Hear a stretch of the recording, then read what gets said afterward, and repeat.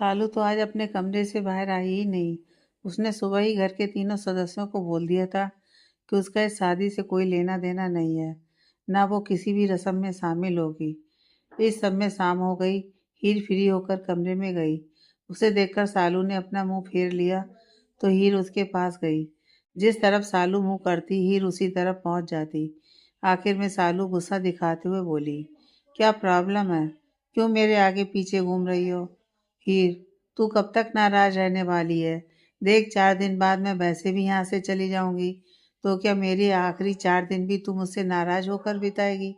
उसकी आवाज़ सुनकर सालू झट से उसके गले लग गई और दोनों बहनें पहले तो खूब रोईं। फिर सालू बोली, क्यों कंप्रोमाइज़ कर रही है तू?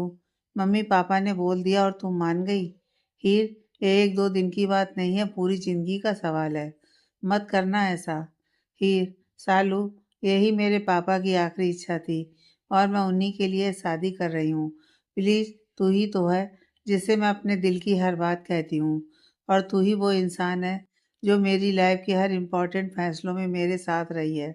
तो इस बार भी मेरा साथ दे दे। राघव जी को बुलाकर आगे बढ़ना मेरे लिए भी मुश्किल है और मैं कमज़ोर नहीं पड़ना चाहती। हीर की बातें सुनकर सालू को उसका दुख समझ आ रहा था। वो बोली, ठीक है, सिर्फ तेरे कहने पर मैं तेरे साथ रहूंगी। अब प्लीज़ रोना बंद कर दे। हीर को सालू का साथ मिल गया था और अब वो थोड़ी सी निश्चिंत हो गई थी। दोनों बहनें सो गई थी। उधर श्लोक के कमरे में इस वक्त अयान बैठा हुआ था। उसने श्लोक को कुछ आइडिया दिया था और अब वो उस पर श्लोक को बोलने का इंतजार कर रहा था। अयान, भाई बोलो ना, कैसा लगा मेरा आइडिया? श्लोक, क्या दादू मानेंगे? अयान, अरे उनको नहीं बताना है। उनके बर्थडे की पार्टी उनके लिए सरप्राइज होगी। वो जगमोहन दादू है ना, उनको शामिल कर लेंगे हम। वो दादू को दिन भर बिजी रखेंगे। हम यहाँ सारी तैयारी कर लेंगे। अब बोलो। श्लोक, हाँ ठीक है, परसों दादू का बर्थडे है तो कल सारी प्लानिंग कर लेना और गेस्ट्स को इनविटेशन दे देना। हाँ हाँ भाई, मैं सब देख लूँगा। पार्टी ऑर्गेनाइज करने में तो मैंने पीएचडी कर रखी है। अयान बीच में ही श्लोक की बात काट कर बोला। फिर दोनों भाई भी सोने के लिए चले गए। अगला दिन। आज हीर की हल्दी की रस्म थी। जैसे किसी बेजान मूर्ति को रख दिया जाता है, वैसे ही हीर भी बैठ गई थी। जो हो रहा था उसमें उसकी कोई खुशी नहीं थी, लेकिन एक आखिरी इच्छा का मान रखने के लिए वो सब कुछ कर रही थी। ये सब देखकर सालू को घुटन हो रही थी, लेकिन वो भी हीर के लिए चुप हो गई थी। इधर अयान का पूरा दिन पार्टी की तैयारी में निकल गया, जबकि श्लोक का पूरा दिन ऑफिस में। इन दिनों ऑफिस में ज़्यादा काम होने की वजह से श्लोक फिलहाल के लिए हीर वाला मैटर भूल गया था। देवनारायण जी को आज अपनी तबीयत कुछ खराब लग रही थी, इसलिए वो घर में आराम कर रहे थे। सुमन को भी ये पता था कि अयान और श्लोक अपने दादा को बर्थडे पार्टी देना चाहते हैं, लेकिन उसे गुस्सा इस बात पर आ रहा था कि अयान भाग भाग कर पार्टी की तैयारियां कर रहा है, जबकि श्लोक एयर कंडीशन ऑफिस में बैठकर ऑर्डर झाड़ रहा है। खैर, शाम हुई। हीर अपने कमरे में थी और एक कागज पर कुछ लिख रही थी। सालू भी कमरे में आई और देखा हीर आंखों में आंसू लिए हुए एक कागज पर झुकी हुई है। वो उसके पास गई और उसके कंधे पर हाथ रखकर बोली, क्या लिख रही है तू? हीर ने एक लिफाफे में वो कागज डाला और सालू को पकड़ा दिया। हीर, ये एक लेटर लिखा है मैंने, जो राघव जी के नाम है, तो उनको ये दे देना जब वो वापस आ जाएं। सालू कुछ नहीं बोली और उसने वो लिफाफा हीर से लेकर अपनी अलमारी में रख दिया। दोनों अपने अपने बिस्तर पर लेट गईं। हीर छत की ओर देखते हुए सोचने लगी, क्या सोचा था और क्या हो गया मेरे साथ। जिनके नाम की हल्दी मेहंदी लगवाना चाहती थी, उनको ही नहीं पता कि मैं किसी और की होने जा रही हूँ। राघव जी, समझना मेरे इस फैसले को प्लीज़। ऐसा नहीं था कि हीर ने राघव से कांटेक्ट करने की कोशिश नहीं की थी। वो पिछले 2 दिनों से राघव का नंबर ट्राई कर रही थी, लेकिन उसका नंबर बंद था और राघव का मॉरिशस वाला नंबर हीर के पास था नहीं, तो वो चाह कर भी उससे बात नहीं कर पाई। अगला दिन। आज हीर की मेहंदी का प्रोग्राम था। मेहंदी वाली उसे मेहंदी लगा रही थी।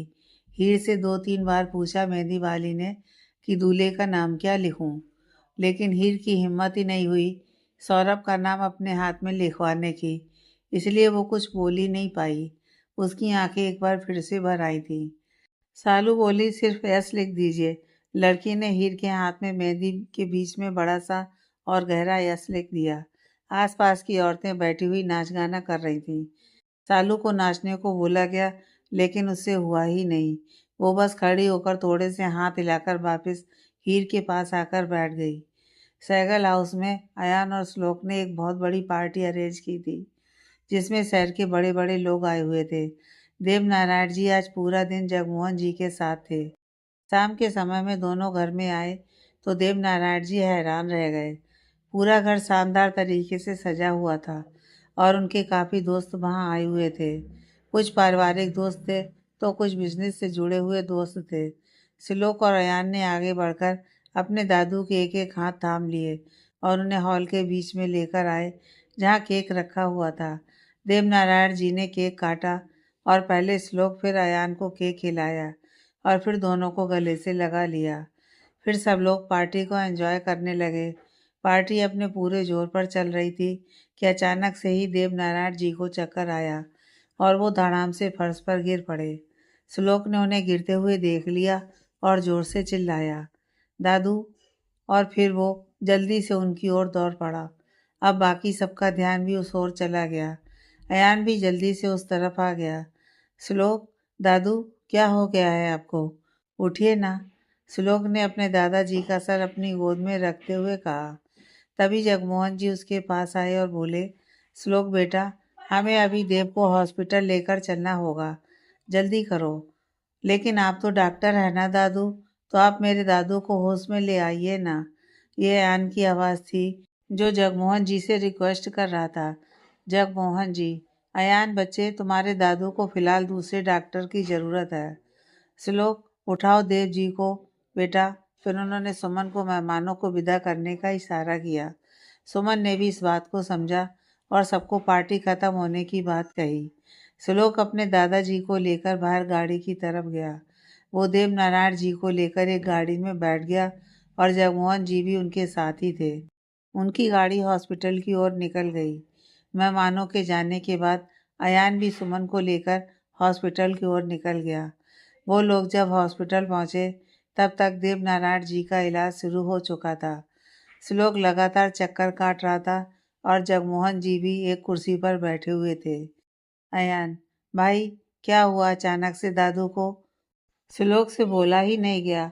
वो अपने दादू से बहुत ज़्यादा प्यार करता था। उसके पास उनके अलावा और था भी कौन जो उसे प्यार करता हो। अयान उसका छोटा भाई था, लेकिन किसी बड़े का प्यार उसे सिर्फ दादू ने ही दिया था। सुमन के लिए तो वो हो ना हो कोई फर्क नहीं था। श्लोक सिर्फ इतना बोला, इलाज चल रहा है, डॉक्टर ही बताएंगे क्या हुआ है। जगमोहन जी का दिल कर रहा था कि श्लोक को सब सच बता दे कि उसके दादू किस बड़ी बीमारी से जूझ रहे हैं, लेकिन वो देवनारायण जी को किए वादे की वजह से चुप था। कुछ देर बाद ऑपरेशन थिएटर से डॉक्टर बाहर आए। श्लोक और अयान जल्दी से उनके पास पहुंचे। श्लोक, डॉक्टर, दादू कैसे हैं अभी? क्या हो गया है उनको अचानक से? Doctor, mister Sehgal, he is already in the last stage of lung cancer. ऐसे में ये प्रॉब्लम तो आनी ही है। आपको उनकी मेडिसिन का ध्यान रखना चाहिए था। अभी तो हमने अपनी तरफ से उनका इलाज कर दिया है, लेकिन फिर भी आप ख्याल रखिए उनका। समय कम है उनके पास। थोड़ी देर में उनको रूम में शिफ्ट कर दिया जाएगा, फिर आप लोग मिल सकते हैं। डॉक्टर तो बोलकर चले गए, लेकिन श्लोक, अयान और सुमन के पैरों तले से ज़मीन खींच कर ले गए थे। श्लोक तो किसी और ही दुनिया में चला गया था, जैसे उसके कान में बार बार डॉक्टर की कही हुई बात घूम रही थी, he is already in the last stage of lung cancer. कदम लड़खड़ा गए थे उनके। अयान ने जल्दी से संभाला उसको और जगमोहन जी भी आ गए थे उसके पास। जगमोहन जी, श्लोक बेटा, तुम्हें हिम्मत से काम लेना होगा। यह वक्त अपने परिवार को संभालने का है। सुमन, अंकल, क्या आप जानते थे पापा जी की बीमारी के बारे में? जगमोहन जी, हाँ, मुझे पता था इस बात के बारे में। सुमन, फिर भी आपने हमें बताना जरूरी नहीं समझा। हम लोग पापा जी को अमेरिका ले जाते, इलाज करवाते उनका। जगमोहन, सुमन बेटा, देव और मुझे भी कुछ दिन पहले ही इस बारे में पता चला है और लास्ट स्टेज वाली बात भी उसी रिपोर्ट में थी।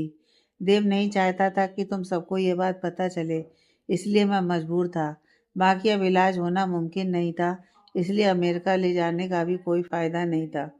इतनी देर में देवनारायण जी को बाहर ले आए और रूम की ओर ले जाने लगे। अयान, सुमन और जगमोहन जी भी उनके पीछे पीछे गए, लेकिन श्लोक अपनी जगह से हिला तक नहीं। उसे कुछ समझ ही नहीं आ रहा था कि अचानक से ये हो क्या गया है। उसके दादू तो इतने स्ट्रांग थे और उनका दूर हो जाना तो श्लोक सपने में भी नहीं सोच सकता था। श्लोक को जब से अपने दादाजी की बीमारी और कुछ ही समय बाकी होने की बात पता चली थी, तब से उसका दिमाग काम नहीं कर रहा था। वो अब भी अपनी जगह पर बैठा हुआ था और वो अपनी सोच से तब बाहर आया जब जगमोहन जी ने उसे बुलाया। श्लोक बेटा, तुम यहाँ क्यों बैठे हो? देव के पास नहीं चलना है क्या? उसे कुछ ही देर में होश आ जाएगा। जगमोहन जी ने श्लोक के कंधे को हिलाकर उसे किसी तंद्रा से जगाया था। जैसे श्लोक, हाँ हाँ चलिए। उसके दिमाग में फिलहाल क्या चल रहा है यह तो जगमोहन जी नहीं जानते थे, लेकिन वो इतना जरूर समझ गए थे कि ऊपर से खुद को शांत दिखाने वाला श्लोक मन ही मन किसी बड़ी उलझन में है। खैर, वो दोनों उस रूम में पहुंच जाते हैं जिसमें देवनारायण जी को रखा गया था। अयान और सुमन पहले से ही वहाँ मौजूद थे। सब लोग चुपचाप बैठे हुए थे। कमरे में एकदम खामोशी थी। कुछ ही देर बाद देवनारायण जी को होश आ गया। सब लोग उनके पास पहुंच गए। श्लोक थोड़ा पीछे की तरफ ही खड़ा हुआ था। जगमोहन जी ने डॉक्टर को बुला लिया था। पहले डॉक्टर ने उनको चेक किया और फिर सब अभी नॉर्मल है बोलकर चले गए। अयान, दादू कैसे हैं आप अब? देवनारायण जी, देखो मुझे कैसा लग रहा हूँ। बिल्कुल ठीक हूँ मैं। वो तो मुझे जरा सा चक्कर आ गया था। तुम लोग खामखा ही परेशान हुए। सुमन, और कितना झूठ बोलेंगे पापा जी, हम आपकी बीमारी का सच जान चुके हैं। अब देवनारायण जी का चेहरा उतर गया। उनके चेहरे पर डर का भाव आ गया और यह डर श्लोक के लिए था। जगमोहन जी ने उन्हें इशारे से बताया कि सुमन की बात सच है और सबको पता चल गया है। श्लोक से नजर नहीं मिला पा रहे थे वो। देवनारायण जी ने अपनी आंखें बंद कर लीं। उन्होंने जब आंखें खोली तो देखा श्लोक उनके सामने खड़ा हुआ है और उसकी आंखों में एक ही सवाल था कि क्यों, आखिर क्यों आपने इतनी बड़ी बात छिपाई। देवनारायण जी को कुछ न बोलता देख श्लोक मुड़कर जाने लगा तो उन्होंने उसको आवाज दी। श्लोक।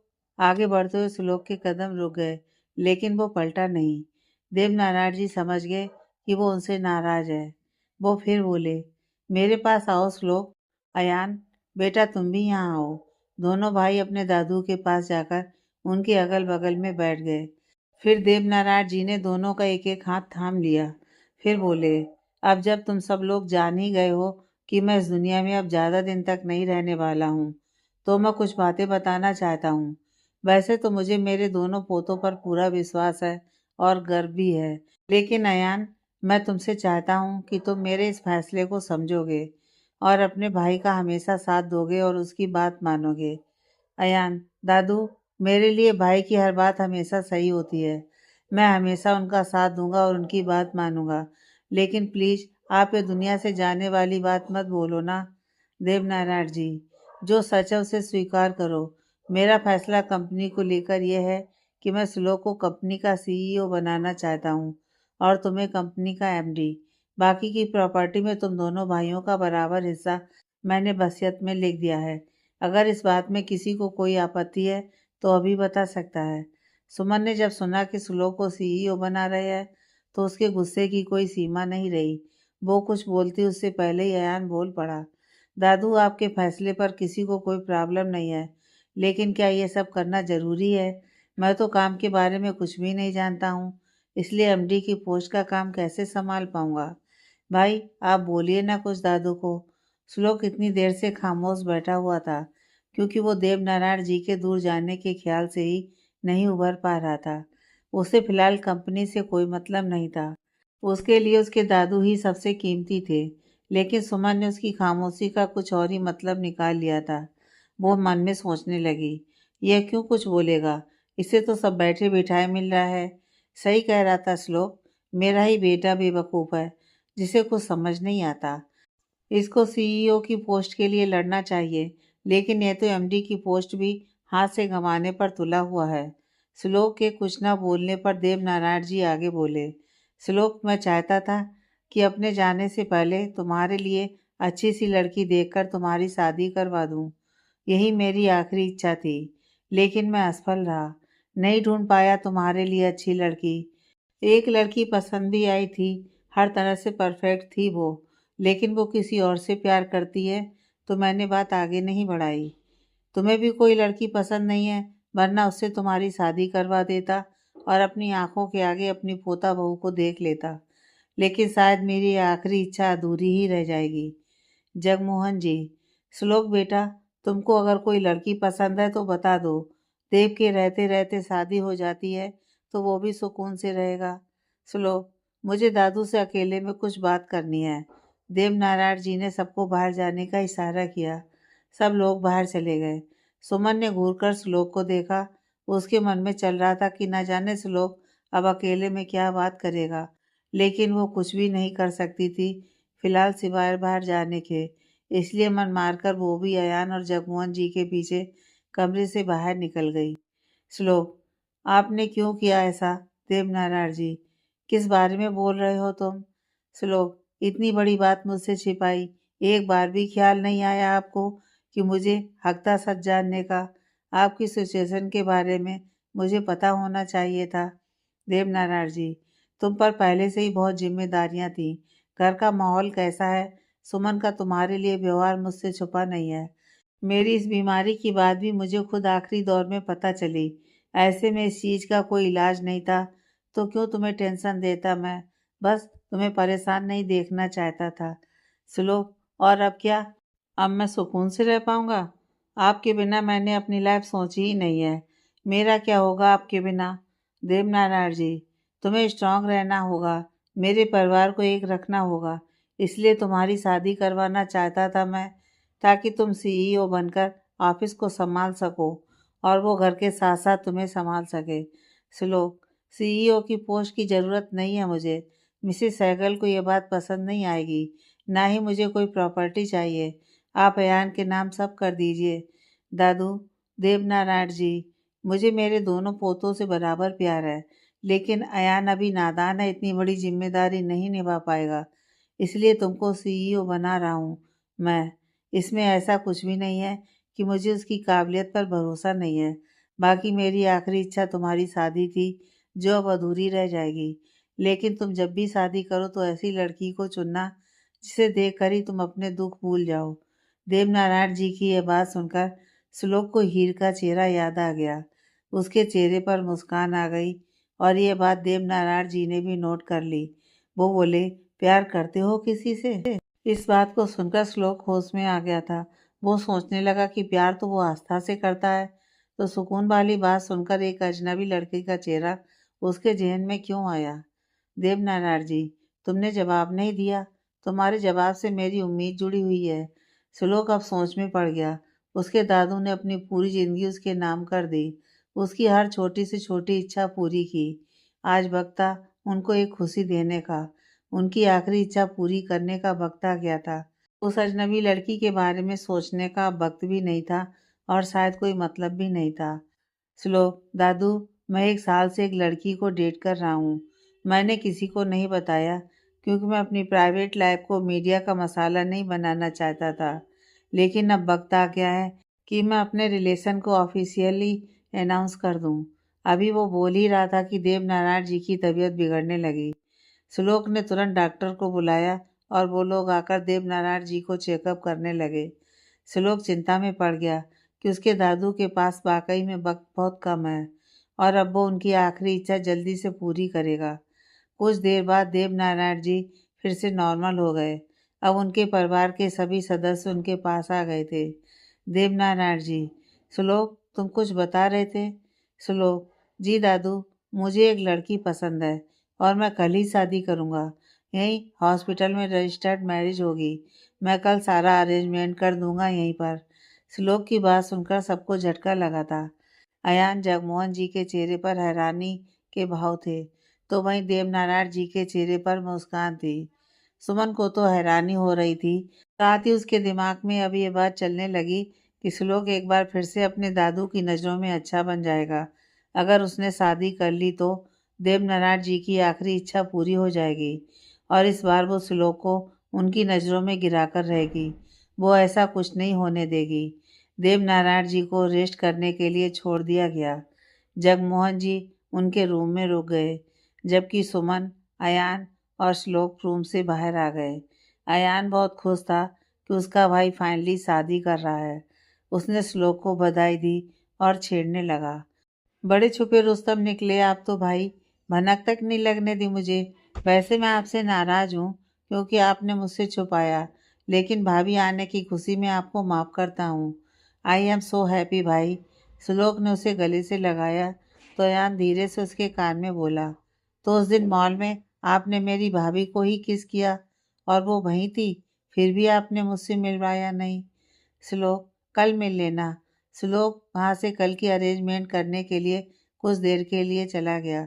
अयान ने जगमोहन जी को भी घर भेज दिया और सुमन भी थोड़ी देर के लिए घर चली गई। रात में श्लोक हॉस्पिटल वापस आने वाला था।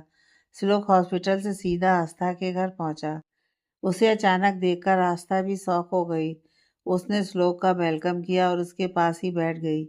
श्लोक, आस्था, मैं कुछ ज़रूरी काम से तुम्हारे पास आया हूँ। Astha, are you all right baby?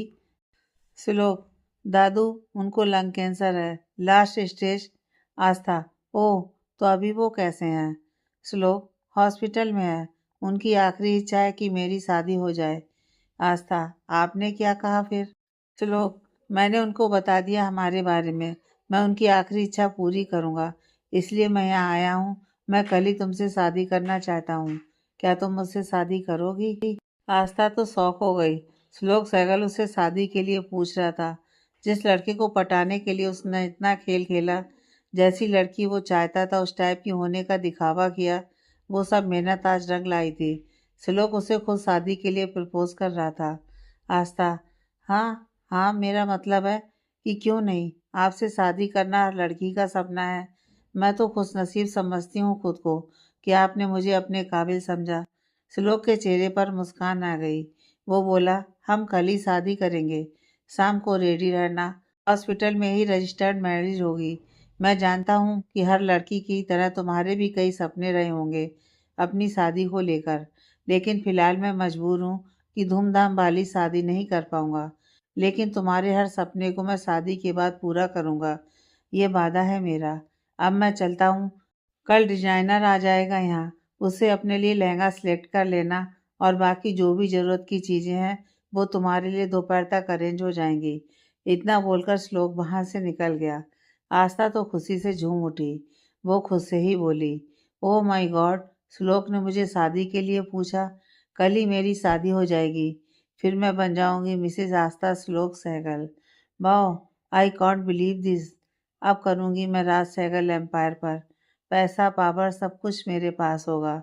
श्लोक मुझे हीरोइन भी बना देगा। आज तो इस खुशी में जश्न मनाना बनता है।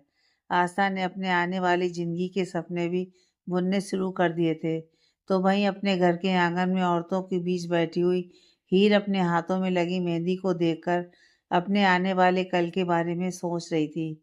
मेहंदी के बीच बना हुआ वो यस अक्षर उसे जैसे चिढ़ा रहा था। पिछले 2-4 दिनों में ही उसकी ज़िंदगी क्या से क्या हो गई थी और आगे उसके साथ क्या होगा, कैसे वो राघव की जगह सौरभ को दे पाएगी। यह सोच सोच कर ही उसके दिल में घबराहट हो रही थी। एक तरफ हीर थी जो अपने मरे हुए पिता की आखिरी इच्छा पूरी करने के लिए शादी कर रही थी, तो दूसरी ओर श्लोक था जो अपने दादू के जीवन के अंतिम क्षणों में उन्हें थोड़ी सी खुशी देना चाहता था, इसलिए शादी कर रहा था। सुमन लगातार अपने कमरे में चक्कर पर चक्कर लगा रही थी। आज उसके गुस्से की कोई सीमा नहीं थी। पहले तो देवनारायण जी ने श्लोक को सीईओ बना दिया था।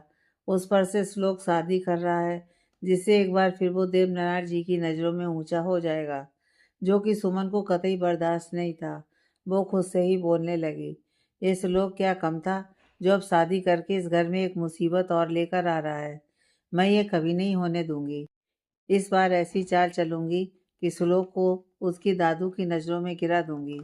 जब वो उसकी आखिरी इच्छा पूरी नहीं कर पाएगा तो पापा जी की उम्मीद टूट जाएगी और इस बात का गम श्लोक को भी चैन से जीने नहीं देगा कभी। इसके बाद सुमन ने किसी को फ़ोन किया और सामने से जब फ़ोन उठाया गया तो सुमन बोली, रमेश, तुमसे जो काम करने के लिए मैंने थोड़ी देर पहले बोला था वो हो गया? रमेश, जी मैडम, मैं श्लोक सर के पीछे ही गया था। वो उसी लड़की आस्था चोपड़ा से मिलने के लिए गए थे। सुमन, ओह, तो ये बात तो पक्की हो गई है कि श्लोक उस आस्था से शादी करेगा। लेकिन ऐसा होगा नहीं। एक काम करो रमेश, कल दोपहर 2 बजे तक रेडी रहना। इतने दिनों में जो भी तुमने काम किया है उसके साथ। रमेश, जी मैडम। इतना बोलकर दोनों तरफ से कॉल कट कर दी गई। सुमन खुश होते हुए मन में सोचने लगी, ओ मेरे बेटे श्लोक, कल का दिन तुम भूल नहीं पाओगे। दूसरी तरफ श्लोक वापस हॉस्पिटल आ गया था। उसने अयान को घर जाने को बोला, लेकिन वो नहीं माना। श्लोक ने भी फिर ज़्यादा जिद नहीं की। दोनों भाई रात भर हॉस्पिटल में रुके। अगला दिन हीर के घर में आज सुबह से चहल पहल थी। आज हीर की शादी जो थी। भवानी और नीरज तो भाग भाग कर सब काम कर रहे थे। उनकी खुशी उनके चेहरे से साफ झलक रही थी। लेकिन इसी घर में दो लोग ऐसे भी थे जो बिल्कुल भी खुश नहीं थे, और वो थी हमारी हीर और सालू। खैर, एक तरफ एक दुल्हन दुखी थी, तो वहीं दूसरी ओर दूसरी दुल्हन यानी कि आस्था अभी तक रात के शराब के नशे में धुत थी।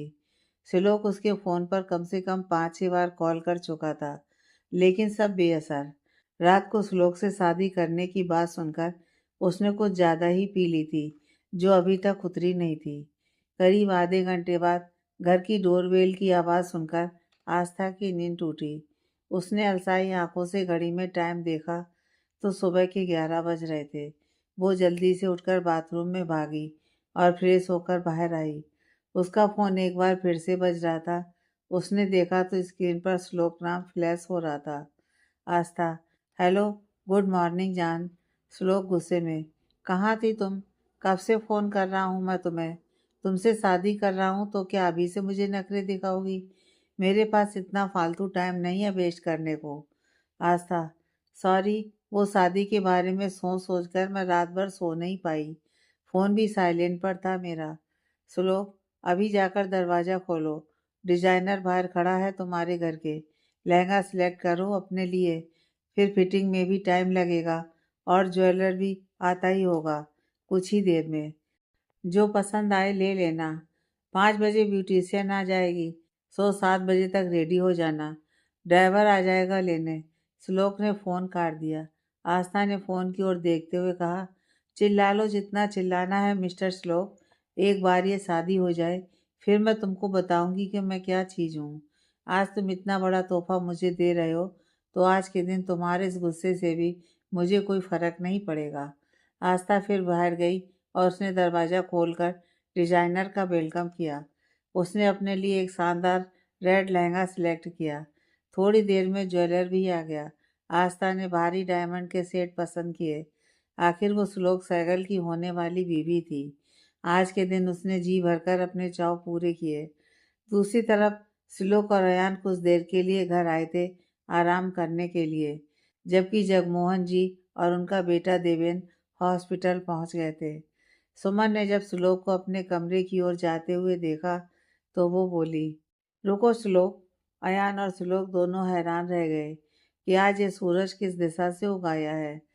जो सुमन श्लोक से नाम मात्र की बात भी नहीं करती, वो आज उसे उसके नाम से बुलाकर रोक रही है। खैर, श्लोक रुक गया। वैसे तो उसका फिलहाल कोई मूड नहीं था सुमन से उलझने का, लेकिन अगर फिर भी वो कोई बकवास करेगी तो श्लोक उसे उसका मुंह तोड़ जवाब देने के लिए रेडी था। अयान भी रुक गया था और अपनी माँ को ऐसा लुक दे रहा था जैसे कहना चाहता हो कि प्लीज़ सुबह सुबह मत शुरू हो जाना। सुमन, अयान, मुझे घूरना बंद करो। घर के माहौल को देखते हुए मुझे भी कोई शौक नहीं है कि मैं सुबह सुबह किसी से उलझूं।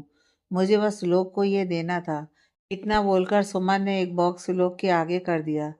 श्लोक उस बॉक्स को देखने लगा, क्योंकि उसे समझ नहीं आ रहा था कि इस बॉक्स में क्या है और सुमन उसे क्यों यह बॉक्स दे रही है। फिर भी उसने वो बॉक्स सुमन के हाथों से ले लिया। श्लोक ने बॉक्स खोला तो उसमें एक मंगलसूत्र था। श्लोक ने सवालिया निगाहों से सुमन को देखा। सुमन, तुम्हारी माँ का मंगलसूत्र है यह। तुम्हारे पापा ने मुझे यह दिया था अपनी मौत से कुछ समय पहले। उन्होंने बताया था कि तुम्हारी माँ की इच्छा थी कि उनका ही मंगलसूत्र तुम्हारी होने वाली बीवी पहने। आज जब तुम शादी करने जा रहे हो तो मैं तुम्हें यह दे रही हूँ। उनकी अमानत थी जो मेरे जिम्मे थी। अब तुम इसे संभाल लो। इतना बोलकर सुमन हॉस्पिटल की ओर चली गई, जबकि सुलोक अभी तक वहीं खड़ा होकर सुमन के जाते हुए देख रहा था। अयान ने उसके कंधे पर हाथ रखा, तब वो सेंस में आया और अपने कमरे की ओर चला गया। कमरे में आकर उसने उस मंगलसूत्र को अपने हाथ में लिया और एक बूंद आंसू उसकी आंखों से बह गया। दोपहर हो गई थी। सुलोक और अयान फिर से हॉस्पिटल आ गए थे। सुमन अब घर जाने का बोलकर हॉस्पिटल से निकल गई। सुमन हॉस्पिटल से निकलकर अपने फ़ोन पर आए एड्रेस की ओर जा रही थी। थोड़ी देर में वो उस बिल्डिंग के आगे पहुंच चुकी थी जहां आस्था रहती थी। वहां पहले से ही रमेश सुमन का इंतजार कर रहा था। उसने आगे बढ़कर सुमन को बिल्डिंग में चलने का इशारा किया। कुछ ही देर में वो दोनों आस्था के घर के दरवाजे पर खड़े हुए थे। रमेश ने डोरबेल बजाई और इंतजार करने लगा। अंदर आस्था खुशी खुशी दरवाज़ा खोलने आई, क्योंकि उसे लगा कि श्लोक ने शायद उसके लिए शादी में पहनने के लिए कुछ और भी भेजा हो। लेकिन दो अनजान चेहरों को देखकर वो हैरान रह गई। आस्था, जी कहिए। सुमन, अपनी होने वाली सासू माँ का स्वागत नहीं करोगी बहू रानी?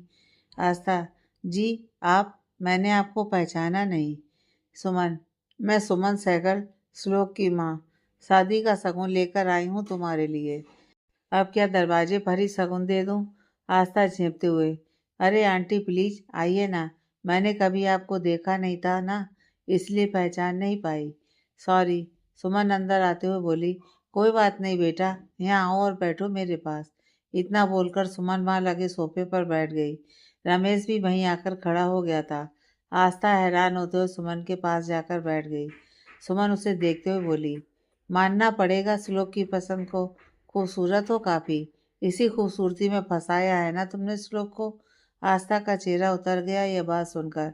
वो सच में सोच बैठी थी कि श्लोक की माँ उसके लिए शगुन लेकर आई हैं, लेकिन उसे कौन बताए कि श्लोक की अपनी माँ नहीं बल्कि उससे नफरत करने वाली उसकी सौतेली माँ है। आस्था, आंटी ये आप क्या बोल रही हैं? मैं प्यार करती हूँ श्लोक से। सुमन, बकवास बंद करो अपनी। यह जो इस खूबसूरत चेहरे पर अच्छाई का मुखौटा लगाकर घूम रही हो ना, वो श्लोक को पागल बनाने के लिए ठीक है, लेकिन मैं तुम्हारे इस दिखावे वाले चेहरे के पीछे छुपे काले दिल को पहचान गई हूँ। प्यार वाली बकवास बात तो तुम्हारे मुंह से शोभा नहीं देती। रमेश, बहू रानी का शगुन देना। इतना बोलकर सुमन ने पीछे की ओर अपना हाथ बढ़ा दिया। रमेश ने तुरंत एक बड़ा सा लिफाफा सुमन के आगे कर दिया।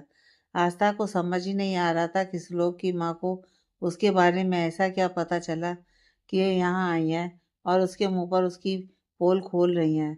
सुमन ने लिफाफा खोलकर उसमें से कुछ तस्वीरें निकालकर आस्था के मुंह पर फेंक दी और बोली, देखो अपनी हकीकत। श्लोक से प्यार के दावे करती हो और रातें किसी और के साथ बिताती हो। तुम्हारी हिम्मत कैसे हुई श्लोक को धोखा देने की? और उससे भी बड़ी बात, इतना बड़ा सपना देख कैसे लिया तुमने कि तुम जैसी घटिया लड़की सहगल खानदान की बहू बनेगी? आस्था फटी आंखों से अपने सामने पड़ी हुई तस्वीरों को देख रही थी। उन तस्वीरों में वो अलग अलग लड़कों के साथ दिख रही थी। कोई भी फोटो ऐसी नहीं थी जिसमें आस्था की स्थिति सही हो। हर फोटो में आस्था लड़कों के साथ गलत हरकत करते हुए ही दिख रही थी। और ये तस्वीरें झूठी भी नहीं थी, क्योंकि सच में आस्था उन लड़कों के साथ रह चुकी थी। लेकिन उसने अपनी चालाकी से श्लोक के सामने कभी ये बात आने नहीं दी थी। लेकिन सुमन को उसकी ये तस्वीरें कैसे मिली, उसे समझ ही नहीं आ रहा था। वो सुमन के पैरों में गिरकर रोने लगी और बोली, प्लीज़ मुझे माफ़ कर दीजिए, मुझसे बहुत बड़ी गलती हो गई। मैं आगे से ऐसी कोई गलती नहीं करूँगी, सिर्फ श्लोक से ही प्यार करूँगी। सुमन ने उसे अपने पैरों से दूर छिटक दिया और बोली, हाथ मत लगाओ मुझे, तुम जैसी लड़की के लिए कोई माफ़ी नहीं है। मैं अभी श्लोक को सारी सच्चाई बताती हूँ। इतना बोलकर सुमन ने पर्स में से फ़ोन निकालने का नाटक किया। तभी आस्था गिड़गिड़ाते हुए बोली, आपको जो सज़ा मुझे देनी है दे दीजिए, लेकिन प्लीज़ श्लोक को कुछ मत बताना, वो जान ले लेगा मेरी। प्लीज़ आंटी रहम कीजिए मुझ पर। यही तो सुमन चाहती थी कि आस्था खुद से ही पूछे कि सुमन क्या चाहती है। इसलिए वो बोली, तुम आज शादी करने के लिए हॉस्पिटल नहीं जाओगी। श्लोक तुम्हें फ़ोन करेगा, लेकिन तुम्हें उससे यही कहना है कि मेरे लिए अमेरिका से मॉडलिंग का ऑफ़र आया है और अभी मैं शादी जैसी चीज़ों में पड़कर अपना फ्यूचर बर्बाद नहीं करना चाहती। तुम्हें उसे शादी के लिए मना करना है, लेकिन ऐसा करने से श्लोक मुझसे नफरत करने लगेगा। आस्था रोते हुए बोली। सुमन, तो तुम्हारी ये तस्वीरें देखकर क्या श्लोक तुम्हें गले लगा लेगा? आस्था, उसका दिल टूट जाएगा। आप ऐसा क्यों चाहती हैं कि मैं यह सब बोलकर उसका दिल तोड़ूं? सुमन, तुम्हारी हकीकत सामने आने पर वो लड़कियों से ही नफरत करने लगेगा। उससे बेहतर है कि उसे इस तरह का धोखा मिले। आस्था रोने लगी। कहाँ तो वो ख्वाब देख रही थी सहगल परिवार की बहू बनने का, और कहाँ सुमन ने उसकी सारी गलत हरकतें पकड़कर उसे ख्वाबों की दुनिया से बाहर निकालकर हकीकत से उसका सामना करवा दिया था। आस्था, लेकिन इस धोखे के बाद भी श्लोक चुप नहीं बैठेगा। वो कहीं ना कहीं से मुझे ढूंढ ही लेगा। इस सब के बाद मैं इस घर में तो रह नहीं पाऊंगी, तो मैं जाऊंगी कहाँ? सुमन, इतनी पत्थर दिल भी नहीं हूँ मैं।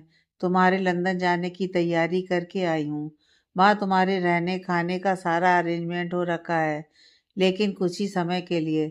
उसके बाद जॉब ढूंढ लेना अपने लिए कोई। श्लोक तुम्हें अगर ढूंढने की कोशिश भी करेगा तो अमेरिका में करेगा, जबकि रहोगी तुम लंदन में। अपना सारा सामान समेटो और आज रात की फ्लाइट से लंदन के लिए निकल जाओ। उसने एक बार फिर से रमेश की ओर इशारा किया, जिसने फ्लाइट की टिकट और बाकी कागज सुमन को दे दिए। सुमन आगे बढ़कर आस्था के पास गई और बोली, ये शगुन शादी न होने की खुशी में। और एक बात, ऐसी काफ़ी सारी तस्वीरें मेरे लॉकर में रखी हुई हैं, इसलिए कोई चालाकी मत करना, वरना अंजाम तुम अच्छी तरह से जानती हो।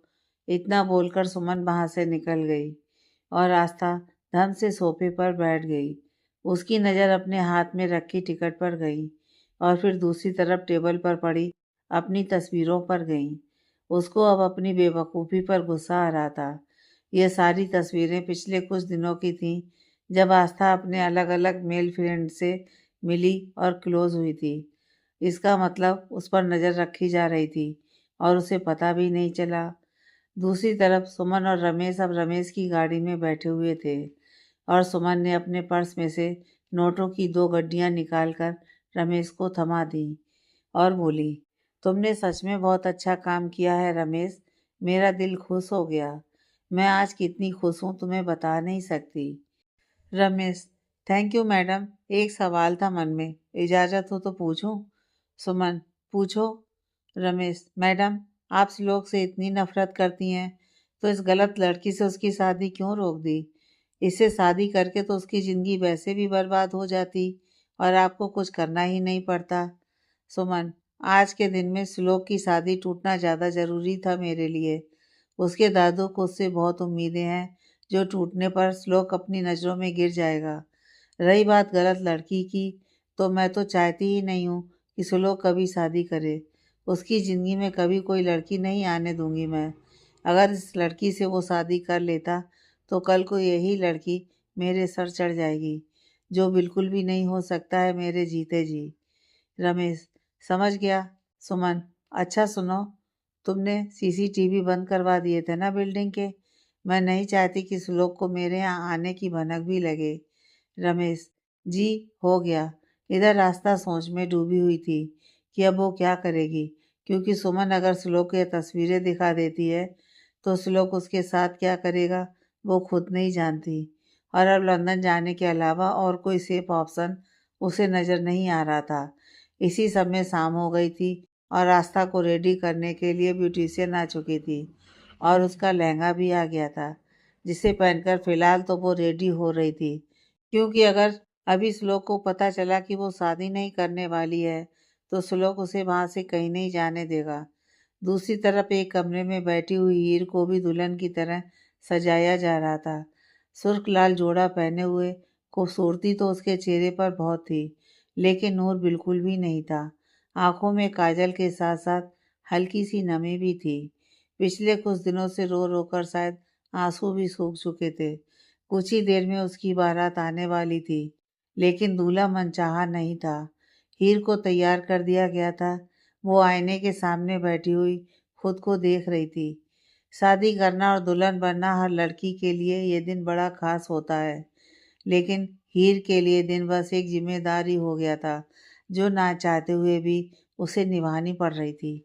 अगर वो राघव से ना मिली होती और सौरभ से उसका रिश्ता तय हुआ होता तो भी वो एक आम लड़की की तरह अपनी शादी की हर रस्म में खुश होती। लेकिन आज उसे इस शादी में कोई खुशी नहीं हो रही थी। इसके उलट उसे एक अजीब सी बेचैनी और घबराहट हो रही थी कि कहीं कुछ तो गलत हो रहा है। तभी उसके पड़ोस की कुछ सहेलियां उसके पास आ गईं और बातें करने लगीं। वो सब शादी और उसके बाद होने वाले बदलाव के बारे में खुश होकर बातें करने लगीं, जिनमें हीर का कोई इंटरेस्ट नहीं था। उनमें से एक ने हीर के उतरे हुए चेहरे को देखा तो बोली, क्या बात है हीर, तुम्हारा चेहरा इतना उतरा हुआ क्यों है? क्या तुम खुश नहीं हो इस शादी से? हर रस्म के दौरान तुम एकदम चुप चुप सी थी। कोई बात है तो अभी बोल दो। एक बार शादी हो गई फिर कुछ नहीं हो पाएगा। हीर मन में सोचने लगी, सबको सब बता दिया है लेकिन कोई फायदा नहीं है। अब जो किस्मत में लिखा है वही मिलना है। दूसरी लड़की, कहाँ खो गई हो हीर? हीर, नहीं नहीं, ऐसी कोई बात नहीं है। वो दरअसल सब कुछ इतना जल्दी जल्दी हो रहा है ना कि समझ में नहीं आ रहा है कुछ। क्या होगा आगे? कैसे एडजस्ट करूँगी मैं? वही सब सोच के डर लग रहा है। अरे सब मैनेज हो जाएगा। एक बार वहां जाएगी धीरे धीरे सब समझ आ जाएगा। तभी उनमें से एक और लड़की बोली, इधर सालू कुछ काम से अपने माँ पापा के कमरे के स्टोर रूम में आ गई थी, जिसके बारे में नीरज और भवानी को कुछ पता नहीं था। इसलिए वो दोनों अपने कमरे में आकर कुछ बातें करने लगे। जब उनकी बातें सालू के कान में पड़ी तो उसके कदम ठिठक गए और वो वहीं चुपकर उनकी बातें सुनने लगी। भवानी, बारात कुछ ही देर में आने वाली है। दूल्हा कब बदलेगा? क्योंकि सबके सामने तो हमें सौरभ का ही स्वागत करना पड़ेगा, वरना हमारा खेल तो वहीं ख़त्म हो जाएगा। नीरज, तुम चिंता मत करो, मैंने सब सोच लिया है। द्वार पूजन और वरमाला तक सबके सामने सौरभ रहेगा और फेरों में बैठने से पहले मैं किसी बहाने से उसे अपने साथ इस कमरे में ले आऊँगा और यहाँ से बाहर दूल्हे के रूप में ठाकुर साहब का बेटा निकलेगा। चेहरे पर सेहरा आ जाएगा और एक बार फेरे हो गए, बस फिर क्या है। दूल्हा बदलने की बात सुनकर सालू के पैरों तले जमीन खिसक गई। आखिर ऐसा क्यों कर रहे हैं उसके माँ बाप, उसे यह समझ नहीं आई। वो आगे सुनने लगी, भवानी, बस ध्यान रहे बिना किसी झंझट की ये शादी हो जाए, वरना वो ठाकुर हमें मार देगा। और उसका वो सनकी बेटा उम्र में मुझसे भी बड़ा है और शादी करने चला है हीर से। उसको तो हीर एक नज़र में भा गई थी। उसका बस चलता तो वो कब का हीर को उठाकर ले गया होता। वो तो ठाकुर साहब का डर है उसे। नीरज, हाँ चलो अब सब तय हो गया है ना। बस एक बार ये मुसीबत मेरे सर से उतर जाए, फिर तो ऐसी ऐस होगी। कितने पापड़ बेले हैं इस शादी के लिए। भैया की आखिरी इच्छा का झूठ बोला, सौरभ के परिवार का नाटक खेला, इनको भी पैसे देकर भेजना है यहाँ से। देखो बारात आने वाली होगी, जो भी रस्में करनी है वो जल्दी जल्दी करना। इतनी बातें करके दोनों कमरे से बाहर निकल गए। सालू कुछ मिनटों के लिए तो वहीं जमसी गई थी। उसके माँ बाप कितने गिरे हुए हैं इस बात का आज उसे पता चल गया था। हीर की शादी एक साजिश है और उसे बलि का बकरा बनाया जा रहा है। लेकिन क्यों? इस बात का जवाब फिलहाल तो उसके पास नहीं था, लेकिन वो ऐसा कभी नहीं होने देगी। इधर बारात दरवाजे पर आ चुकी थी। सालू जल्द से जल्द हीर के पास पहुंचना चाहती थी ताकि उसे सारी सच्चाई बता सके, लेकिन उसे बीच में ही रिबन कटिंग के लिए ले गए। अब वो करे भी तो क्या करे। खैर किसी तरह रिबन कटिंग हुई, जिसमें सालू ने कोई डिमांड नहीं की, क्योंकि जो शादी ना होके खेलो उसमें वो क्या ही मांगेगी। लेकिन इस दौरान उसने बारात में आए लोगों को एक नज़र देखा तो उसे लगभग सभी बाराती गुंडे जैसे लगे। दूसरी तरफ आस्था रेडी हो गई थी, ब्यूटिशियन जा चुकी थी और आस्था अब जल्दी से अपना बचा हुआ सामान समेट रही थी, क्योंकि उसने ज़्यादातर पैकिंग तो सुमन के जाने के बाद ही कर ली थी। फिर उसने जल्दी से कपड़े बदले और सारा मेकअप उतारा और सुमन की भेजी हुई गाड़ी में बैठकर निकल गई एयरपोर्ट की तरफ। श्लोक अपने कमरे में रेडी हो गया था। आज कोई धूमधाम वाली शादी नहीं थी, इसलिए उसने सिंपल ब्लैक कोट पैंट पहने हुए थे। अपने कमरे में लगे आईने में खुद को देख रहा था वो, और हाथ में अभी भी उसकी माँ का मंगलसूत्र पकड़ रखा था उसने। वैसे तो श्लोक बहुत प्रैक्टिकल लड़का था, लेकिन आज उसके हाथ में लिया हुआ यह मंगलसूत्र उसे इमोशनल कर गया था। अचानक इस शादी से उसने अपनी भावनाएं जोड़ ली थी और अपनी माँ का आशीर्वाद इस मंगलसूत्र के जरिए वो आस्था को पहनाने वाला था। अब तक वो ये शादी सिर्फ अपने दादू की आखिरी इच्छा को पूरी करने के लिए ही कर रहा था, लेकिन अब वो शादी को दिल से निभाने के बारे में सोचने लगा। तभी किसी ने उसके कंधे पर हाथ रखकर उसे उसकी सोच से बाहर निकाला और वो अयान था। अयान भाई, मैरिज रजिस्ट्रार पहुंच गए हैं हॉस्पिटल। माँ का कॉल आया था, हमें भी अब चलना चाहिए। श्लोक हाँ चलो। दोनों भाई हॉस्पिटल के लिए निकल गए थे। श्लोक ने एक गाड़ी आस्था को लेने के लिए उसके घर की ओर भेज दी थी। इधर सालू जल्दी से फ्री होकर हीर के कमरे में आई और जो भी लोग उस कमरे में थे उन्हें किसी बहाने से बाहर भेज दिया। उसके चेहरे पर घबराहट साफ देखी जा सकती थी। हीर, तुझे क्या हुआ है? इतनी परेशान क्यों दिख रही है तू? सालू, सुन, टाइम बहुत कम है, तू भाग जा यहाँ से। हीर, ये क्या बोले जा रही है तू? मैं ये सब चीज़ें एक्सेप्ट कर चुकी हूँ। ये शादी नहीं, तेरी बर्बादी है। तेरी शादी सौरभ से नहीं हो रही है, बल्कि किसी ठाकुर के बेटे से हो रही है, जो माँ से भी बड़ी उम्र का आदमी है। यह सब एक साजिश है, जिसमें लोगों को दिखाने के लिए बरमाला तक सौरभ दूल्हा बन के सबके सामने रहेगा और फिर फेरों में दूल्हा बदल जाएगा। माँ पापा ने ये सब किया है हीर, अभी मौका है, तू भाग जा। मैं यहाँ सबको बोल दूंगी कि तू ये शादी नहीं करना चाहती थी इसलिए भाग गई। सालू उसको सारी हकीकत बताते हुए बोली, तू पागल तो नहीं हो गई है? चाचा जी मेरे साथ ऐसा क्यों करेंगे? वो तो पापा की आखिरी इच्छा पूरी करने। हीर बोलने लगी तो सालू ने एक बार फिर से उसकी बात काट दी। वो बोली, तू भरोसा करती रहे, लेकिन जो मैं बोल रही हूँ वही सच है। मैं खुद अपने कानों से सुनकर आई हूँ। कोई बहुत बड़ी साजिश है इस सबके पीछे, और बड़े पापा की आखिरी इच्छा तो सिर्फ बहाना है ताकि तू मना ना कर सके इस शादी के लिए। हीर, मैं तुझसे बहुत प्यार करती हूँ, तेरी जिंदगी बर्बाद होते नहीं देख सकती। तू भाग जा यहाँ से। क्या करेगी अब हीर? क्या वो कर लेगी सालू की बात पर यकीन, या अभी भी अपने चाचा पर विश्वास करके कर लेगी ये शादी? जानने के लिए पढ़ते रहें नेक्स्ट पार्ट।